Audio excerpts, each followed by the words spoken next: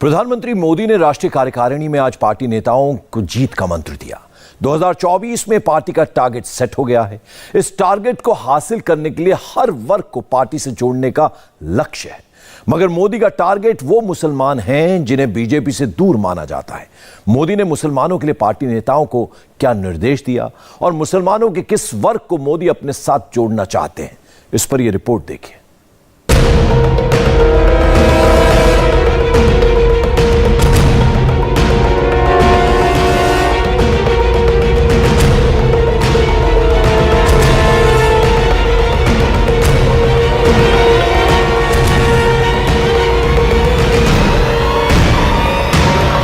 मोदी ने बीजेपी को 24 के चुनाव की चाबी थमा दी है।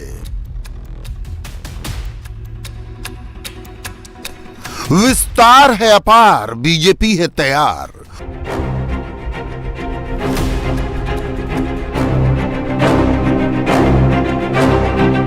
(2024) का लक्ष्य क्या है? जीत का मोदी मंत्र क्या है? राष्ट्रीय कार्यकारिणी के समापन भाषण में मोदी जो बोले उसे डिकोड करिए। यही है बीजेपी का पॉलिटिकल खुलजा सिमसिम। Target 350, time 400 days, total 2800 hours, tuning 24/7।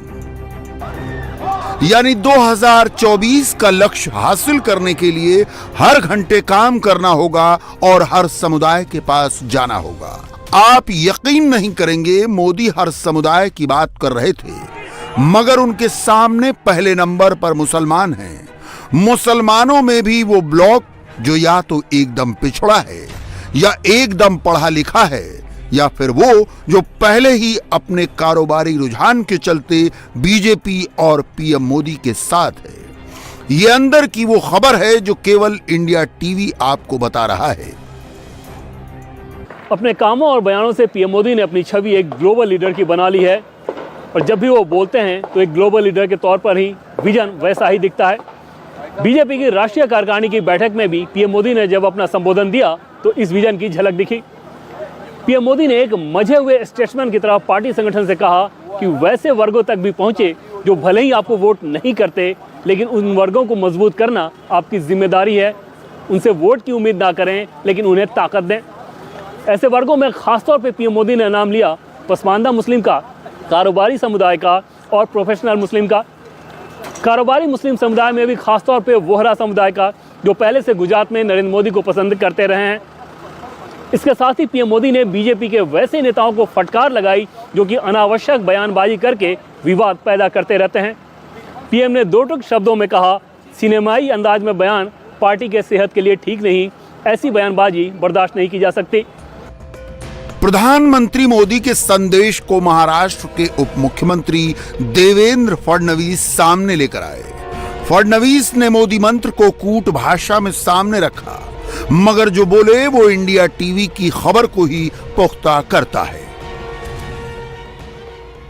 प्रधानमंत्री जी ने एक बात बहुत स्पष्टता से बताई कि हम लोगों को संवेदनशीलता के साथ समाज के सभी अंगों के साथ अपना रिश्ता जोड़ना है। आज भारतीय जनता पार्टी सभी समाजों तक पहुंची है, लेकिन कहीं पर अगर कोई कमी है तो उसको भी दूर करना होगा। और साथ साथ ये भी संदेशा उन्होंने दिया कि ये सारी चीजें करते हुए केवल वोट की चिंता मत कीजिए, वोट के लिए ये सारी चीजें मत कीजिए। हमें देश और समाज को बदलना है, ये हमारा कर्तव्य है। कोई वोट दे या न दे, अगर हम इस सामाजिक काम को आगे करते जाएंगे, लोगों को जोड़ते जाएंगे, तो लोग हमारे साथ जुड़ेंगे। देखिए, ये जरूर प्रधानमंत्री जी ने कहा कि चुनाव में 400 दिन है, तो हमारे इस कार्यकाल की सेवा के लिए हमारे पास 400 दिन शेष है। ये 400 दिन हम मतदाताओं की पूरी सेवा करें। उन्होंने स्पेसिफिक ये समाज या वो समाज ऐसा न कहते हुए सारे समाज, जितने मार्जिनलाइज समाज है, सबका उल्लेख किया है। इतना ही नहीं, मोदी ने पार्टी विस्तारकों और कार्यकर्ताओं को सीमावर्ती इलाकों में जाने का भी निर्देश दिया है। मत भूलिए कि ज्यादातर सीमावर्ती इलाकों में बंगाल से बिहार तक मुसलमानों की सघन मगर पसमानदा यानी पिछड़ी आबादी है। आदरणीय प्रधानमंत्री जी ने एक प्रकार से ये बताया कि भारतीय जनता पार्टी अब केवल राजनीतिक आंदोलन भर नहीं है, तो उसका रूपांतरण एक सामाजिक आंदोलन में हुआ है, जो समाज के सामाजिक आर्थिक परिवर्तन के लिए काम करने वाला, कार्य करने वाला उपकरण इस रूप से आज कार्य कर रही है। और उसी अनुरूप हमारे कार्यकर्ताओं ने भी काम करना चाहिए। साथ ही में उन्होंने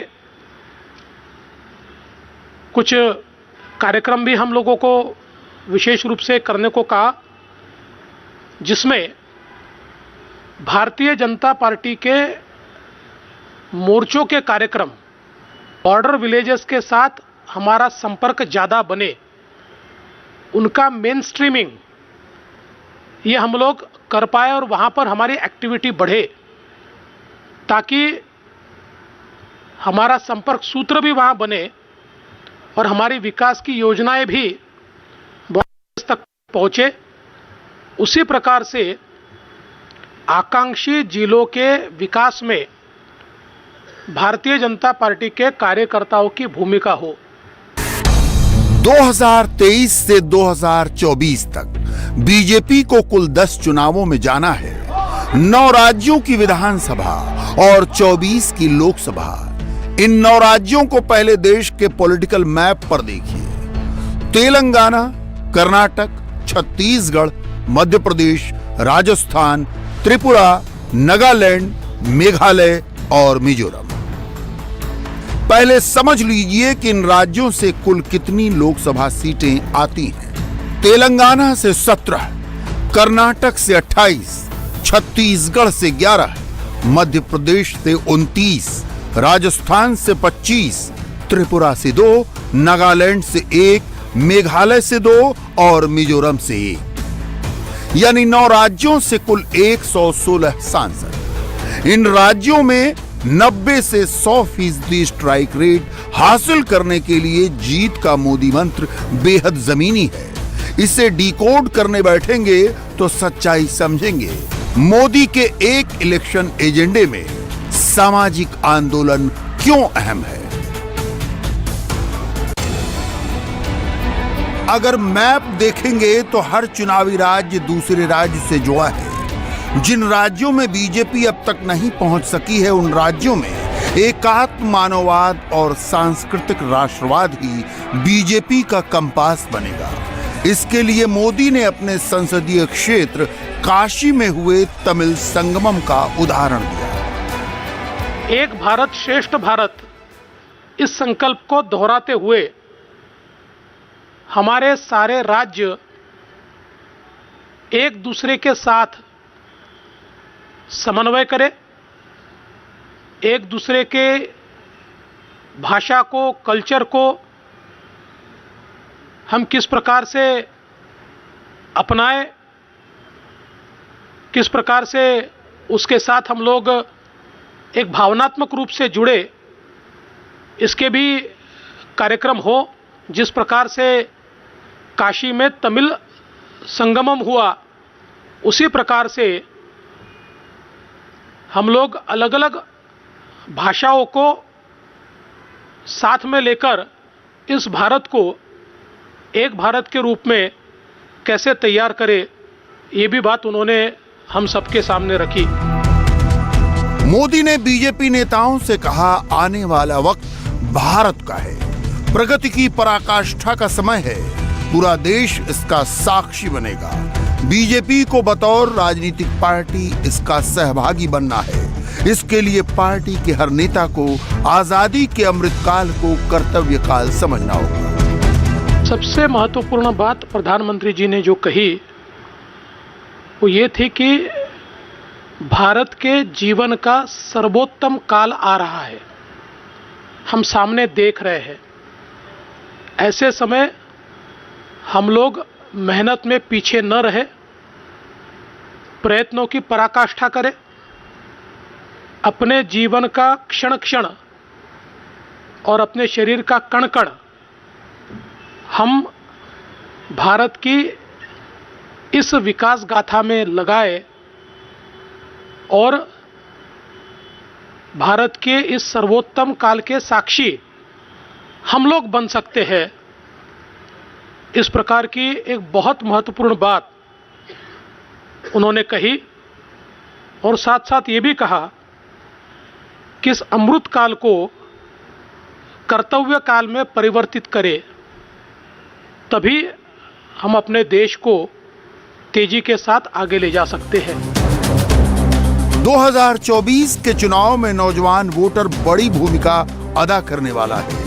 देश की तरुणाई राजनीतिक भविष्य का निर्धारण करने वाली है। मोदी और यूथ का कनेक्शन बहुत सॉलिड है। 2014 में भी नौजवान मोदी के साथ था, 19 में भी मोदी के साथ था, 22 के नतीजों में भी मोदी पर सबसे ज्यादा भरोसा यूथ ने दिखाया। इसलिए 2024 के लिए मोदी ने पार्टी को युवा वोटरों का मानस बदलने के लिए आगाह किया। मंत्री जी ने ये भी कहा कि विशेष रूप से हम लोग 18 से 25 इस आयु की जो हमारी तरुणाई है,